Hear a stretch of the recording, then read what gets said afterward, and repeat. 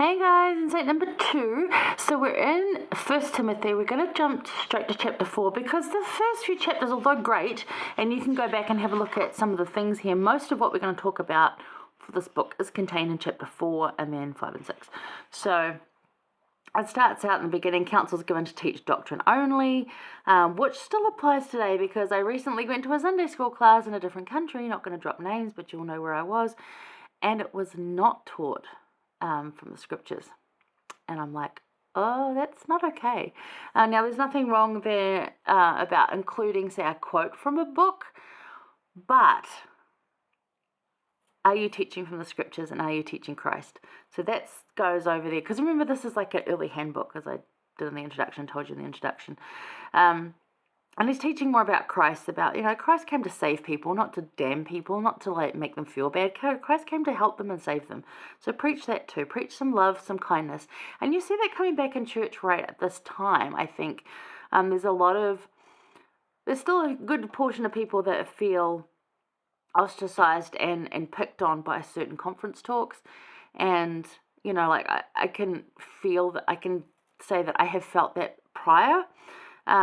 I don't feel that as much anymore because I'm like, okay, I can put it in a context. I've learnt to sort of see through what they're trying to say there and not take it the wrong way because they're pretty clear these days. And I think also, given the perspective of, I remember talks from like the late 70s and early 80s, and they were harsh and not particularly, I would say, Christ-like. I know they're Christ, but they were very, even the seminary manual, which recently changed, which is great, because it just taught a lot about when you commit sin, when you do this sin, I'm like, how about when you did something not so good, because sin has this seriousness to it, and yes, well, some of these things are serious. Forgetting to say your prayers in a day is not really sinful behavior. It is, but it's more like, oh, I could improve that behavior. And it's seen a lot as that. So anyway, what I'm trying to say is that some people just really look at some things and just get them, get upset about them because they're just not in that place yet. So if you're one of those people, that's okay. But just try and look at it with a broader scope and look past that. So, yeah, teach from the scriptures, teach Christ. And that's why I think a lot of conference talks from the last few years, especially since President Hinckley, have been just more about, and definitely since President Nelson, and you see that reflected in temple ordinances now too. The manual changes and how things are happening, and it's more about Jesus loves you, He's got your back. We know you're going to muck up, but that's okay because we muck up too, and Jesus is here to help us do that. There's a whole lot of that. Preach Jesus, love Jesus, have Him near you, teach people how good a friend He is, how kind He is, and that is what Paul is trying to tell Timothy as a bishop to do for the people of the church that he's looking after. Teach them these things that, there's this and this, but... So there's some statements in here that you could look at. So chapter 1, verse 15 is one of those, this is church culture. There's another one, chapter 2, verse 4. Again, church culture. This is or Jesus culture even, the gospel, basically, and how that is. But chapter 4 specifically, 1 through probably about 9, 10, somewhere in there, talks a lot about cultural beliefs and the way that our world is. Things like, the Spirit speaketh expressly that in the latter times, now, some shall depart from the faith, giving heed to seducing spirits and doctrines of devils. Well, it's a harsh way to put it back then, but it's exactly what's happening, right?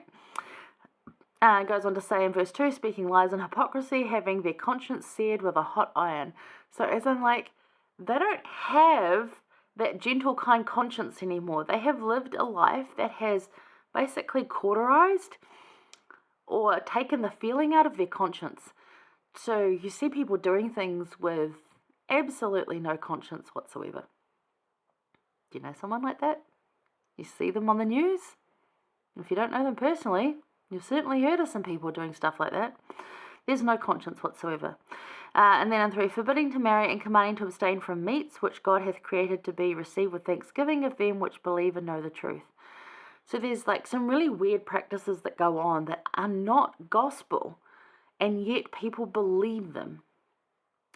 For every creature of God is good and nothing to be refused, it is to be received with thanksgiving. So everything provided here is for a purpose, and yet this is bad, this is bad, this is bad. And it's like, well, yeah, but where's your belief on that? And challenge that belief, but not like like what but that system of belief that you have in something. Think about that. How does that fit with gospel beliefs as to what worldly beliefs and cultural beliefs? Where does all that fit? In 6 he says, put thy brethren in remembrance of these things, thou shalt be a good minister of Jesus Christ, nourished up in the words of faith and of good doctrine, whereunto thou hast attained. As in, like, you've got there, help others get there. We need to do the same thing now, whether we're a bishop or not. We got there, help others get there. Refuse profane and old wives' fables, and exercise thyself rather unto godliness. So there's a few things in there, like, don't worry about old wives' tales. Like, go with what you know. There's continued revelation, there's continued science talking about stuff. Go with what you know. Really, like, part of COVID was we didn't know what it was, so we all like kind of had to shut down and lock down, which is having repercussions that, oh my gosh, what a bomb that went off there.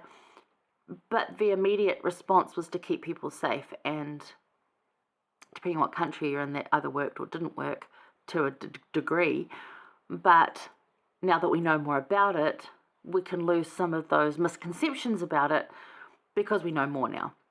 That kind of thing. That's just one recent example. There's a whole lot of things that are old wives' tales that do not actually work. And yet there's some really good things like cleaning with baking soda. Excellent. So, have a look in there. More importantly, though, look at 14's really good. 14 says, neglect not the gift that is in thee, which hath been given thee by prophecy, with the laying on of hands and then don't stir up your gifts.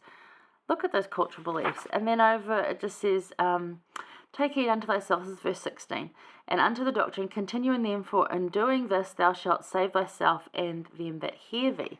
So it's really talking here and trying to educate around cultural beliefs versus gospel knowledge. And we still have that today. So many of the things contained in the first part of the chapter exist from a worldly culture.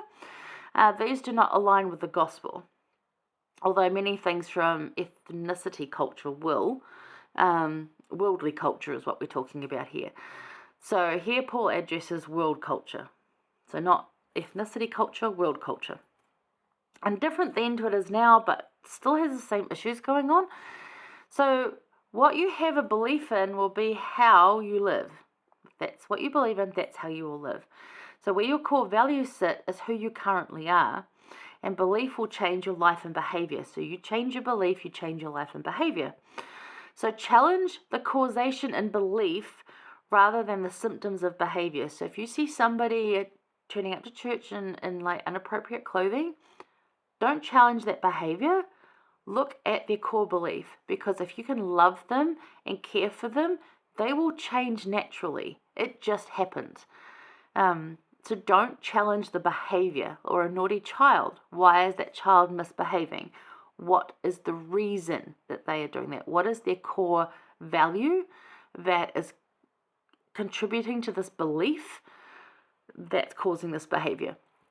So look at those first. I'm not saying challenge the things that you know to be true, because those are core values. Work from that. But there's other beliefs we have as to how long we can, some people wouldn't eat food off the floor at all. Some people will call it a 3-second rule. Some people say it's a 5-second rule.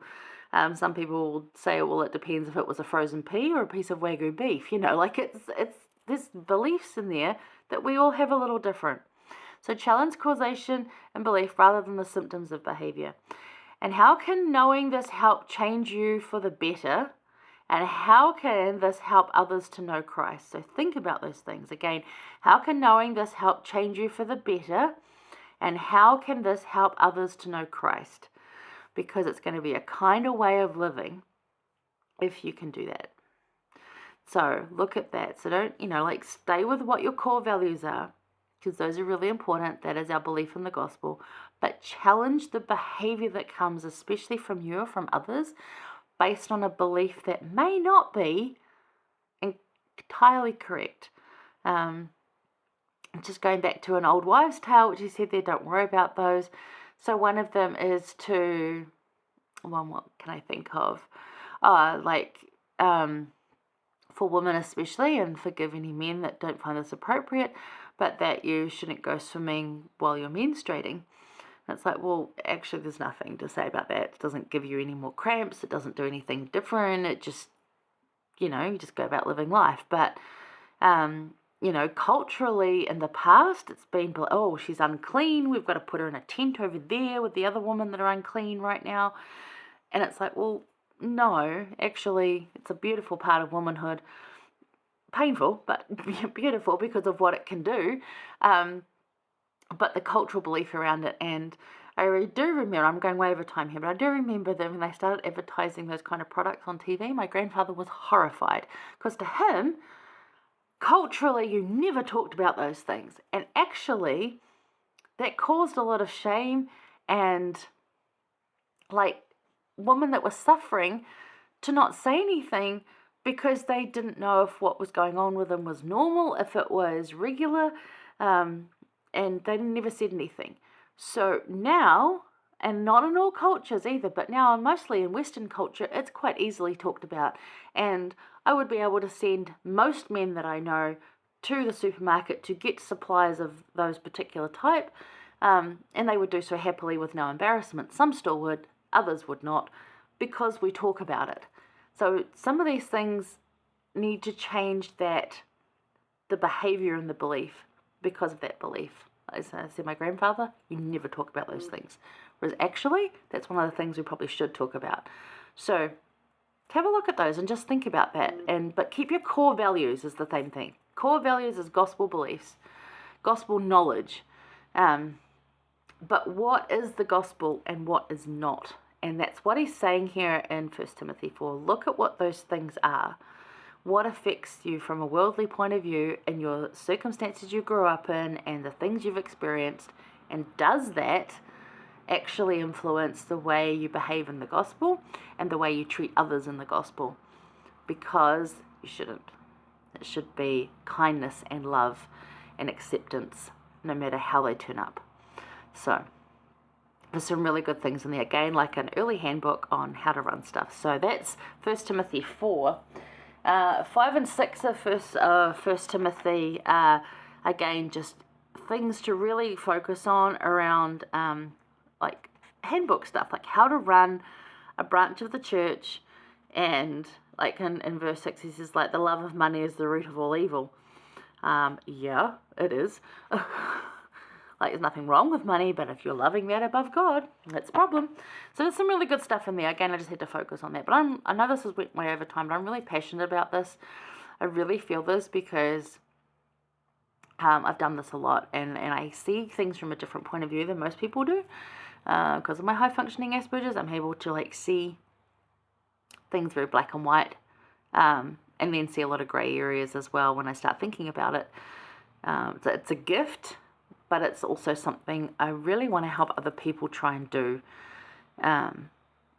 Instead of judging people, why? Why are they behaving that way? Let's not judge their behavior. Let's look at the causation. I just feel really passionate about that because I think that's how you truly help people. Anyway, that's my 2 cents on that. I love 1 Timothy 4. It is just full of goodness. We're going to go over to 2 Timothy though. Remember, 2 Timothy is written after these other books, but we're going in order of where it was printed. So we'll be there for a second. All right, I'll see you there.